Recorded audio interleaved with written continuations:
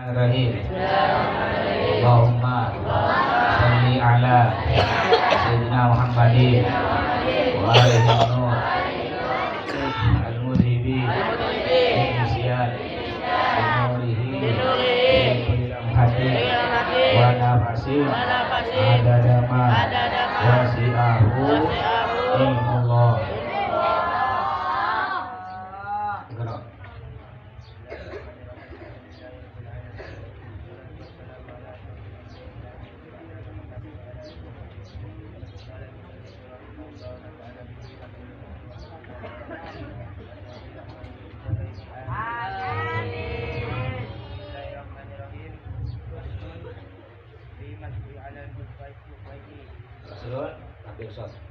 Faslun bil masjid alal kufayni bil afdal wa an yanzi'ahu al muqimu ba'da yawmin wa laylatin wal musafiru safara qasrin ba'da thalathati ayamin bil layaliha. Bismillahirrahmanirrahim. Alhamdulillahirabbil alamin wassalatu wassalamu ala asyrofil anbiya wal mursalin sayyidina Muhammadin wa ala alihi wa sahbihi ajmain.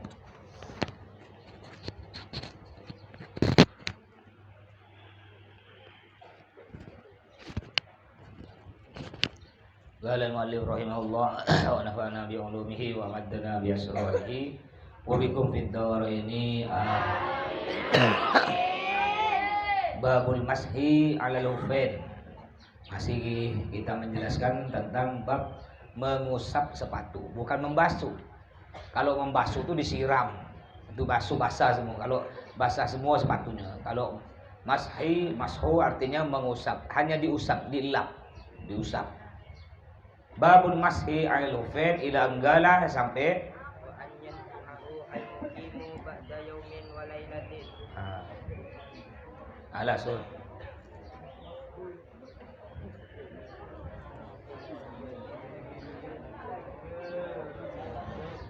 Ayo hud. Man kabir hud. Walas uskut diam.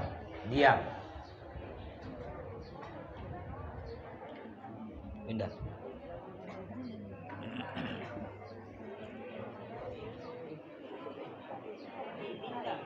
Ada pindah hud. Rizki ada hud pindah.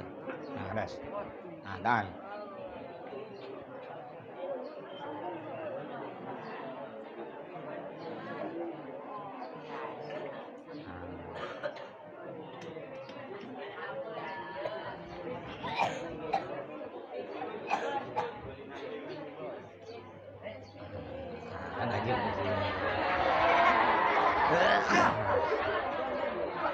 Ini alhamdulillah diberi oleh kawan Mas, namanya Abu Bakar Siddiq. Ya, mudah-mudahan yang beri kursi ini Bang Abu Bakar oleh Allah diberikan rezeki yang banyak, yang melimpah, yang barokah, dari keturunan yang soleh dan solehah. Nah, ini baru disoting ini kursi koyak. Nanti yang akan datang kita ngajar di dapur yang dindingnya pecah-pecah. Nah, jadi biar orang lihat nanti nyumbang semen. Kalau perlu nanti ngajar di belakangnya ada oplet Bang Mudin. Nah, biar ngirim mobil Alphard. Lah, Sigro. Wa an yanzi'ahu al muqimu ba'da yawmin wa laylatin. Syarat selanjutnya diperbolehkannya kita mengusap sepatu tanpa melepas sepatu ketika wudu.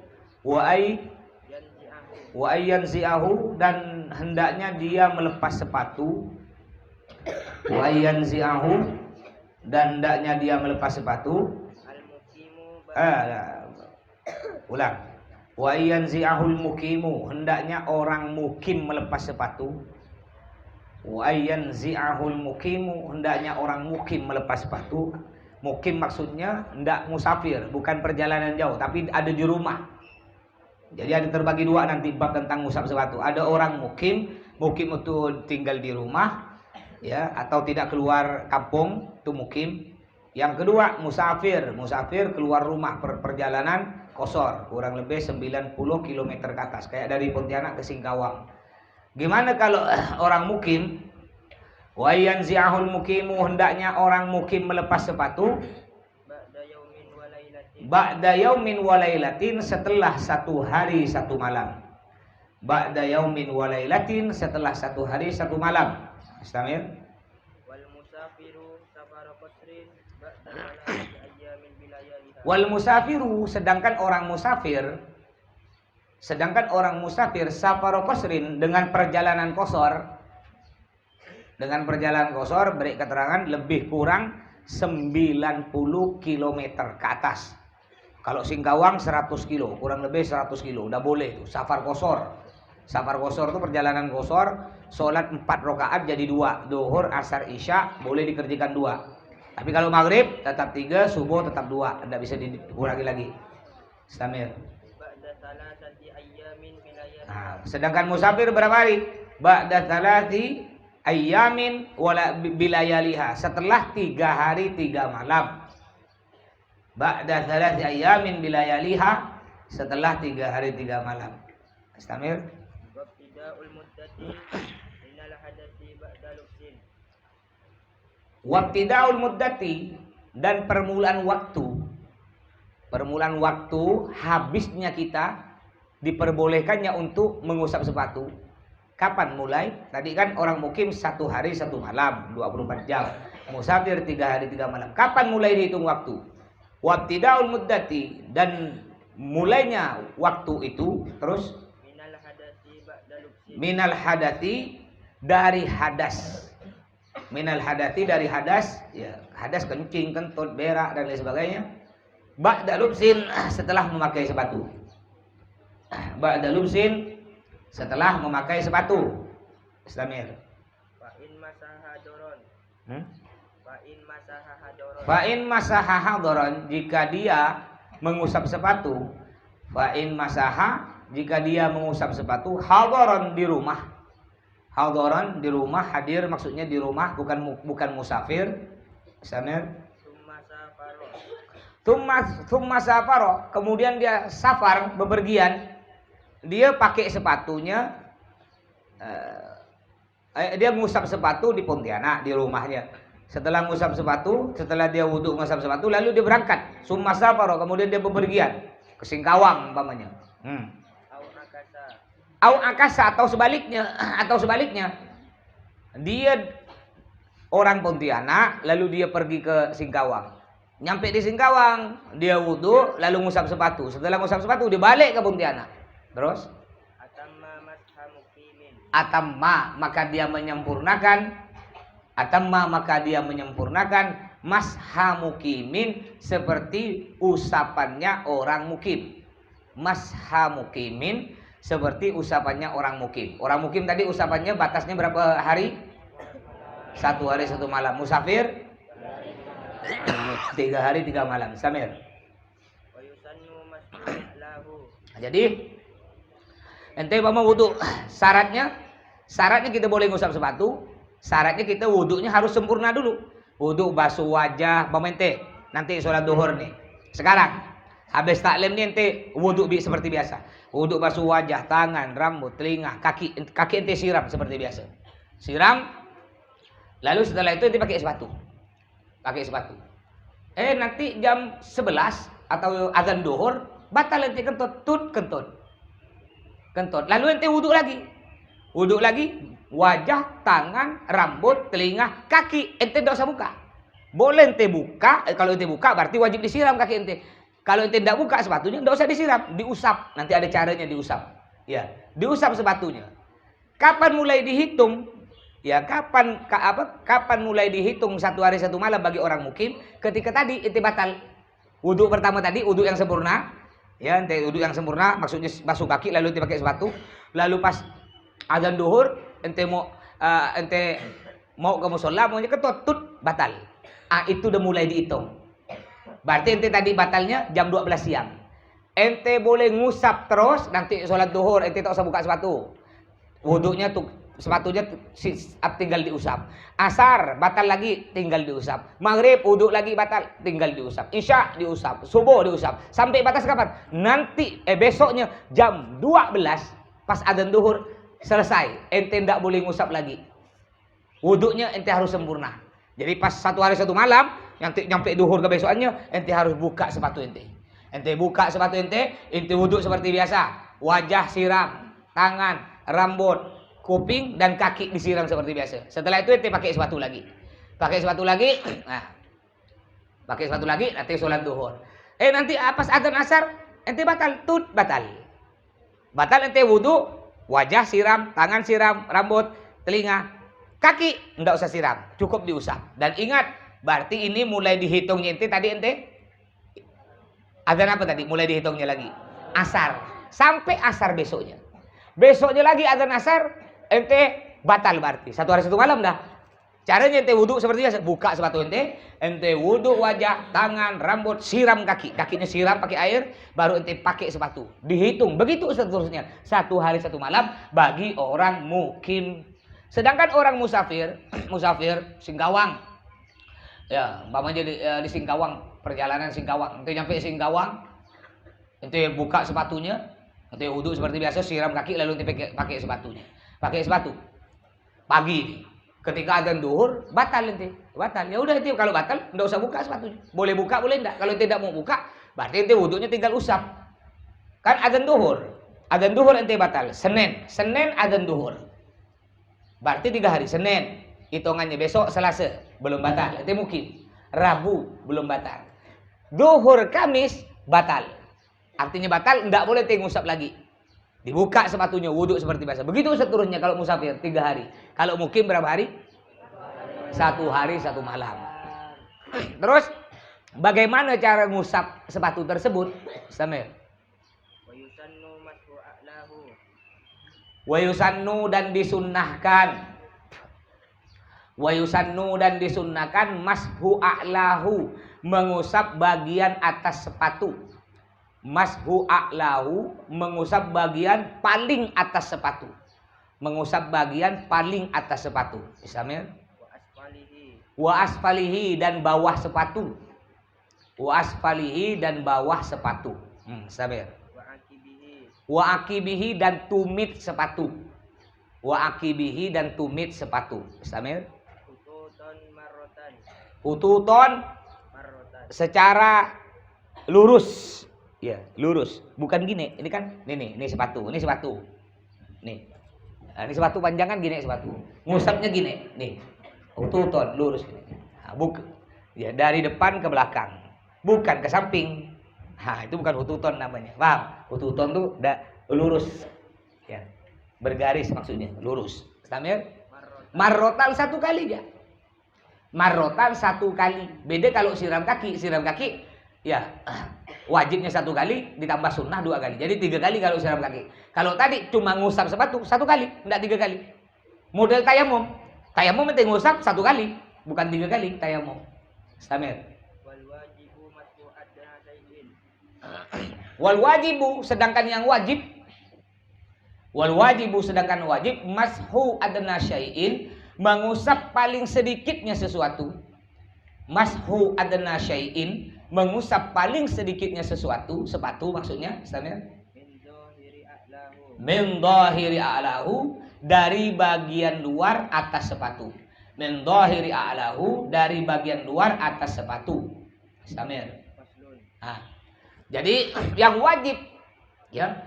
wajib diusap oleh ente bagian luar sepatu. Nih, umpama sepatu kan tadi harus sepatu tinggi kan, batasnya harus menutupi apa? Menutupi mata kaki. Ini yang wajib dibasuh. Nih umpama ini sepatu. Nah, ini sepatu yang bukan dibasuh, diusap. Ente siram tangan ente, siram pakai air, ya siram. Lalu ente gini kan, ini sepatu ente nih, yang bagian depan nih gini kan. Nah, bagian depan nih gini kan, bagian depan, samping kanan, samping kiri, ya. Gini.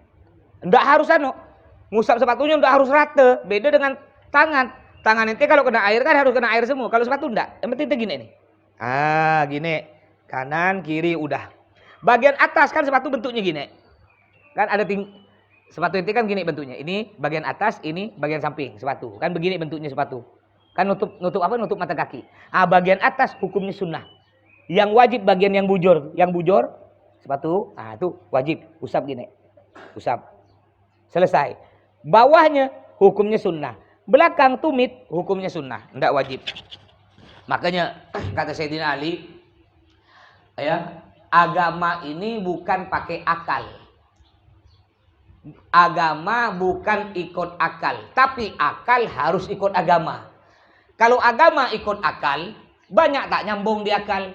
Contoh, tadi ngusap sepatu. Sebenarnya yang pantas diusap sepatu bagian atas apa bagian bawah? Yang kotor mana? Bawah. Tapi yang wajib diusap bagian apa tadi? Atas. Bawah hukumnya sunnah. Padahal menurut akal kita, yang sebenarnya yang pantas dibasuh itu diusap bawah, kan bawah yang kotor. Tapi kenapa yang wajib diusap bagian atas? Padahal atas tak kotor. Nah, kenapa? Karena bukan agama ikut akal, akal harus ikut agama. Contoh lagi, contoh. Kenapa orang kentut batal wudu yang diusap muka? Coba. Yang kurang ajar siapa? Pantat ente kan? Pantat yang kentut tut, tapi ngapa pula muka tak punya salah kena siram? Muka, tangan, ya, rambut, kuping, kaki, sedangkan ini tersangkanya dibiarkan. Sebenarnya kan menurut akal yang pantas sebenarnya kurang ajar kan belakang. Bagian pantat yang kentut sebenarnya kan wudunya gini. Nawaitul wudu, gitu kan. Menurut akal kita kan. Tapi karena agama bukan ikut akal, akal harus ikut agama, enggak bisa. Tapi kalau dimasuk-masukkan akal, masuk akal juga ya. Memang betul, yang kentut bagian belakang, tapi kenapa yang dibasuh muka? Karena yang kentut belakang yang malu muka. Enggak ada belakang malu, pernah belakang malu. Pernah ente kentut? Ente kalau terkentut ya tak sengaja sekarang, momen sekarang. Ente tak sengaja. Ente udah tahan nanti keluar, tut kan nyaring lagi. Ayo, ente yang tutup muka apa ini? Muka malu ente gini kan? Enggak ada malu gini, enggak ada. Nah, jadi agama harus ikut akal. Agama bukan ikut akal, tapi akal harus ikut agama. Ini ada sekarang orang aliran liberal. Agama tuh pakai akal dia, pakai akal semua. Ya, kenapa kita harus hormat pada guru? Mana menurut akal tak nyambung. Apa ada santri itu berdiri kalau ada guru lewat? Tak nyambung. Guru dengan kita tuh sama-sama manusia. Apa ke guru ustaz, manggil kiai? Sama-sama manusia, manggil nama aja. Manggil nama, ya. Nanti ente bilang ke bapak yang dosen tuh, yang liberal-liberal, yang katanya ndak usah manggil ente bilang ke anak dia, anaknya dosen. Bapak ente bilang, jadi ke siapa aja tak usah manggil ustaz, tak usah manggil habib, tak usah manggil kiai, tak usah. Panggil nama. Ente mulai hari ini ente ikut ya, bapak ente panggil Kacong. Ya, Cong, tak dua Cong. Gimana kira perasaan bapaknya? Marah tak? Marah. Ini orang aliran liberal. Apa sampai berdiri? Bahkan sampai dulu ada santri-santri al-jihad nih. Ketika dia kuliah di salah satu perguruan di Pontianak, wah baru udah kuliah, udah mulai. Udah berubah. Udah mulai tampak di media sosial, di Facebook, udah bilang, enggak relevan lagi taklim mutaklim itu. Apa? Ustaz cium tangan bolak-balik, ustaznya sama-sama manusia. Ya, udah kena paham liberal, panggil langsung kena mas. Panggil mat duduk kan. Oh, ente baru kuliah belum selesai. Mani S1. Udah S1 mah lanjut ke luar negeri. Ya, mas haji 2 kali, umroh 27 kali. Tiap bulan mas ke Mekah, bahkan kadang ente tahu sendiri kan karena ini Covid corona. Bahkan kadang 1 bulan 2 kali, istirahat 3 hari, berangkat lagi ke Mekah. Ente ke Mekah belum? Ya, baru semester 2, S1-nya belum lulus, udah berubah. Ya, mas ke guru mas tetap. Buya datang mas cium bolak-balik. Ya. Ente bilang, apa sendal guru dibalik-balik? Kira-kira mas udah gini aja. Ente kalau masih ngaku al-jihad sebagai guru ente teruskan pendapat ente, tapi tak usah nginjak sini lagi. Haram ente nginjak al-jihad. Acara belum nikah apa lebar tak usah. Karena ente tidak mau ikut guru. Oke, nangis minta maaf. Alhamdulillah sekarang balik. Ya, terkejut. Nah, ini banyak. Makanya ente pokok prinsipnya gini. Kalau nanti ente ketika berhenti mondok, ya, ente kuliah atau ketemu siapapun, kalau ada pendapat aliran yang tidak sama dengan guru-guru ente, tidak usah ikut. Ya, Umpama ada aliran mengatakan, apa ente baca maulid? Maulid itu bid'ah. Enggak ada di zaman Nabi. Siapa yang ente ikut? Tahlil bid'ah, enggak ada zaman Nabi. Ente lihat, loh, ini enggak sama dengan guru ana. Di Al-Jihad baca tahlil, di Al-Jihad baca maulid. Ya, enggak, tak sama, sesat, selesai. Ya. Banyak sekarang nih aliran-aliran ini, Wahabi, Salafi ini yang mengatakan bid'ah karena alasan maulid enggak ada zaman Nabi, tahlil enggak ada zaman Nabi. Ya, semua enggak ada apa Isra Mi'raj tak ada zaman Nabi, baca zikir kayak kita dari muslim. Gom. Hei, gom, berdiri. Berdiri di situ. Pokok siapa yang regut, berdiri. Itu yang perempuan tuh, berdiri. Bangun, berdiri, dirikan. Nah, berdiri di situ. Ulas uskun, diam. Nah, berdiri biar tak ngantuk. Nanti kalau udah segar, duduk lagi. Ayo bisurah, berdiri. Nah, lihat pengurus-pengurus yang di belakang, yang regut, dirikan. Udah, uskut, diam. Jadi ada nih, apa? Maulid tak ada zaman Nabi. Zikir-zikir nyaring tak ada zaman Nabi. Tasbih tak ada zaman Nabi. Apalagi baca zikir, sakron apa, tak ada zaman Nabi. Itu bid'ah, alasannya tak ada zaman Nabi. Ente kalau ketemu ustaz gini yang sikit-sikit mengatakan bid'ah, alasannya tak ada zaman Nabi, ente angkat, lemparkan Sungai Kapuas. Dia bilang, ngapain ente lempar anak? Ente mau tak ada zaman Nabi, bid'ah ente. Betul lah? Kalau punya motor, ambek motornya. Nabi tak pakai motor, pakai unta ya ente. HP-nya ambek, Nabi tak pakai HP.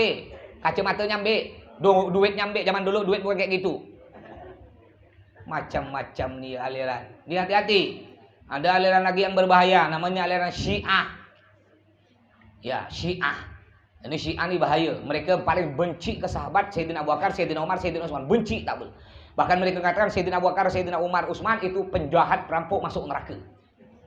Dan mereka Syiah ini benci ke istri Nabi, ke Siti Aisyah istri Nabi. Sampai naudzubillah Syiah mengatakan Siti Aisyah istri Nabi dibilang pelacur. Ini Syiah. Tanda-tanda Syiah ini tanda-tandanya mereka ini kalau sholat pakai batu. Sujudnya di atas batu. Terus kalau sholat gini. Ya, kalau kita kan Allahu Akbar begini. Mereka Syiah nih Allahu Akbar begini. Tangannya bujur gitu. Sampai mayatnya kalau mati begini. Apa artinya? Itu selalu siap sedia dipangkung kena malaikat. Siap. Ya. Ini Syiah. Dan juga Syiah tanda-tandanya enggak mau hewan laut yang tidak ada insang. Kayak sotong, kerang, ya, udang, galak. Nah, itu enggak mau. Padahal kepiting, itu enak tuh ya, udang galak masak asam pedas. Jadi orang Syiah ini bodoh balik. Dia yang suka ikan asin. Nah, terus Syiah juga boleh menikah kawin mut'ah. Kawin mut'ah nih kawin pakai waktu. Ya, Dek, saya nak kawin dengan adik dengan mas kawin 100.000 rupiah selama 1 ronde. Ini Syiah. Selama 5 menit. Dah selesai. Udah 5 menit secara otomatis tercerai. Nanti ganti laki-laki lain. Dek, abang nikah dengan adik selama 10 menit. Dah. Besok ganti laki-laki lain. Agar abang menikah dengan adik selama 3 jam. Jadi kalau perempuan tersebut hamil, laki-lakinya ramai sampai 10 orang, namanya bin Salome. 1 lubang rame-rame. Ya bin Salome, masa bin Salidin? Ya. Tak mungkin bin Salidin, tak mau Salidin. Bukan anak-anak kata Salidin. Ya. Anaknya si Salome. Wah, ini orang Syiah. Ini bahaya nih, Syiah ini. Aliran termasuk sesat. Wahabi sesat, Syiah sesat. Kalau Wahabi ini, ya, Wahabi tidak percaya bahwa Nabi itu punya cucu, tidak percaya. Habib tidak percaya, ini Wahabi. Juga Wahabi tidak percaya sisa kubur. Sisa kubur itu tak ada. Bahkan kata Wahabi, orang Salafi, kita tahu Wahabi. Nah, orang Salafi mengatakan orang Wahabi bahwa Allah itu duduk di kursi. Duduk betul kayak gini. Duduk. Allah duduk di kursi kayak manusia. Padahal maksudnya Allah duduk di kursi, itu kita tidak bisa membayangkan seperti apa. Tidak sama dengan makhluk. Jangan bayangkan Allah duduk di kursi, berarti duduk kayak gini. Enggak. Ya kita tidak bisa membayangkan. Pokok kita yakin bahwa Allah itu ada, Allah menciptakan langit dan bumi. Dan Allah duduk di kursi. Seperti apa duduknya? Tak tahu kita seperti apa duduknya. Ya tidak bisa kita bayangkan. Karena Allah duduk tidak mungkin sama dengan makhluk ciptaannya. Pasti beda. Nah, sedangkan Wahabi mengatakan Allah duduk di kursi, ya duduk seperti ini, duduk. Ini orang-orang Wahabi, ya. Nah, tanda-tanda Wahabi, mereka ini biasa pakai celana cingkrang nih biasanya. Ya bukan jamaah Kubah itu bagus ya. Jamaah Kubah, jamaah tabligh itu bagus. Jamaah tabligh, jamaah Kubah itu ngajak orang ke masjid, cuma orang tak bawa masjid. Ya. Kayak bapak ente diajak ke masjid marah-marah. Kadang-kadang kan ada jemaah Kubah kan, Masya Allah dia. Mereka pergi ke bapak ente tengah kerja, nukang depan rumah. Datang hijab kena jemaah Kubah. Assalamualaikum. Waalaikumsalam, lembut dia ngomong. Pak, ayo sekarang udah azan Pak. Hampir azan nih 10 menit. Ayo Pak berhenti yuk ke masjid. Kau nih, memang aku tak sholat. Dikira kafir apa? Diomil malah.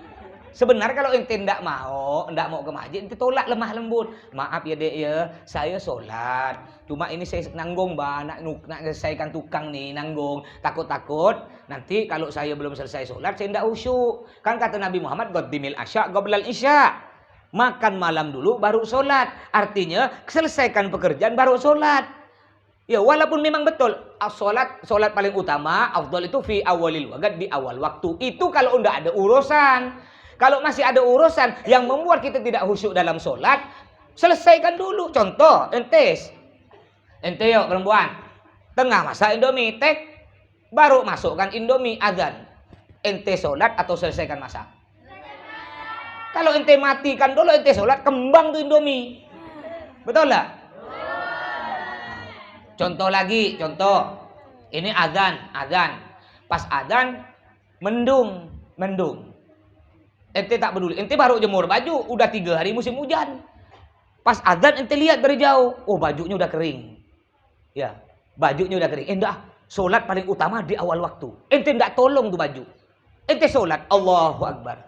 Tiba-tiba hujan deras. Gimana? Khusyuk tak sholat ente? Tak mungkin khusyuk. Atau ente sholat, lapar. Ya lapar. Akhirnya kena suami ente dibilang, udah. Sholat paling utama fi awal waqt. Ya udah azan, udah tak usah makan, tak usah sholat semuanya. Ketika sholat Allahu Akbar, lupa bininya nutup kudung saji. Ayam 5 ekor, ayam goreng 5 potong ada di depan ente sholat. Kudung saji lupa ditutup karena keburu kena suami diomel. Kebetulan suami sangat keras. Pokoknya azan sholat. Istri saking takut dia cepat-cepat diutus Allahu Akbar sholat. Ayamnya 5 potong, tak ada lauk lain. Sholat malam lagi itu ya, isya. Tuh pasar tutup semua, ayam 5 potong, tak ada kuah, tak ada lauk. Ente suami istri, anak 3. Datang kucing 5 ekor. Gimana ente tengah sholat yuk? Ayo, Allahu Akbar. Kucing datang 5 ekor. Kira-kira suami ente yang tadi keras masalah sholat, khusyuk tak kira-kira? Perut lapar. Ya, kucing ngendap-ngendap slow ya. Halo boy, kata kucing. Slow ya, tak ada yang ganggu kan? Kucing tahu. Karena kalau ngaco kucing dalam sholat, batal sholatnya. Kucing juga pernah mondok dulu dari jihad. Jadi hatam safina. Kucing berlima, slow ya kucing pelan-pelan. Ya, tenang, sholat khusyuk ya. Jangan pikir ayam. Tenang, anak sisakan tulangnya, kata kucing. Ketika kucing nak ngambil, ini kebetulan suaminya bingung. Ya bingung. Kalau anak usir, batal sholat anak. Akhirnya cari akal dia. Dia ngusir tapi tidak keluar dari sholat. Bismillahirrahmanirrahim. Kucing tengah. Qul huwallahu ahad. Kata kucing udah nak siap. Allahus somad. Kata duduk teloncat. Subhanallah kata kucing. Ini batal sholatnya, tetap batal. Kenapa? Karena main-main. Batal. Paham? Jadi kata Nabi Muhammad, qaddimil asya qablal isya. Makan malam dulu baru sholat isya. Artinya selesaikan dulu pekerjaan ente. Ya walaupun udah azan, kalau udah mendung, ini udah azan nih, azan selesai udah azan. Tapi mas mendung, ente angkat lo pakaian ente matikan lo kompor. Apalagi tutup dulu kudung saji. Apalagi umpama yang urusan, oh anak ente nangis, itu punya bayi, susu kan lo anaknya. Jangan anaknya ente sholat, tak usyuk, tak mungkin usyuk sholat ente itu. Selesaikan dulu urusan. Tapi andai kan ente selesai urusan, dah tenang-tenang, ndak ada urusan pakaian, semua tenang, tidak makan, dah semua kenyang, lalu ente nonton TV jam 11, santai sekeluarga jam 11, lalu azan duhur, ya jangan ente tenang-tenang lagi. Aduh, bukan apa ya, anak kenapa ndak nunggu azan? Nanti nunggu dulu sponsor. Kalau takut ketika film belum selesai, nanti anak tahu syuk. Ndak, matikan tuh TV. Ya, itu film ndak ada hubungan dengan ya. Kalau perlu tak usah nonton lagi ente itu. Film apalagi film sinetron matikan dah. Ya. Nah tapi nanti kalau dimatikan mas, nanti anak tak usyuk mas. Ingat Ocit, ya guri-guri nyoy, umpamanya.